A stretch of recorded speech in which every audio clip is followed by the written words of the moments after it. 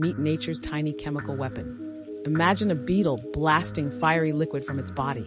This is the astonishing Bombardier Beetle, a master of defense. So how does a beetle become a biochemical wizard? Well, in its abdomen, it hosts an extraordinary chemical laboratory.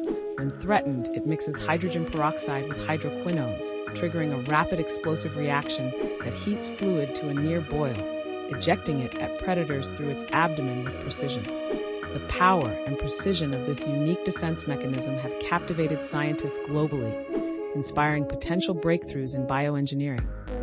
Yet, beneath this chemical marvel lies a question. Could such nature-inspired innovation change how we think about defense forever?